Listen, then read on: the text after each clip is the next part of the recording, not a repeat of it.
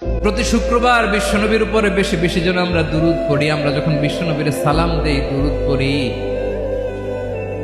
একদল স্পেশাল ফেরেশতা আছে যারা বিশ্বনবীর দুরূদটা নিয়ে সরাসরি বিশ্বনবীর রওজায় যায়, যে বলে অমুকের বেটা অমুক আপনারে সালাম দিয়েছে। বিশ্বনবী নিজ কবরের থেকে নিজেই সালামের উত্তর দেয়।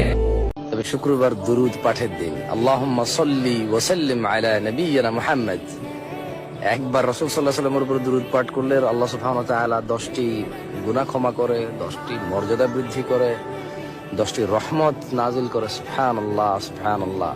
নবী সাল্লাল্লাহু আলাইহি সাল্লাম বলেন, আমার যেই উম্মত প্রত্যেক শুক্রবার দিন আসরের পরে 80 বার একটি দুরূদ শরীফ পড়বে, আল্লাহুম্মা সাল্লি আলা সাইয়্যিদিনা মুহাম্মাদিন নাবিয়্যিল উম্মি ওয়া আলিহি ওয়া সাল্লিম তাসলিমা, এই দুরূদ শরীফটা আমার যেই উম্মত প্রত্যেক শুক্রবার দিন আসরের নামাজের পরে বৈশা পড়বে, রাসূল বলে আল্লাহ তাআলা তাকে 80 বছরের গুনাহ মাফ করে দিবে।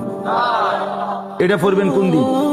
আপনি যদি দোয়ার মধ্যে বলেন ইয়া রহমান, সবাই বলেন ইয়া রহমান, ইয়া রহিম, ইয়া হাইয়্যু, ইয়া কাইয়্যুম, আল্লাহর চমৎকার নামগুলো ধরে ধরে যদি আল্লাহর কাছে ফরিয়াদ করেন, আল্লাহর নামগুলো ডাকেন, আপনার দোয়া মুহূর্তেই কবুল করবে কে?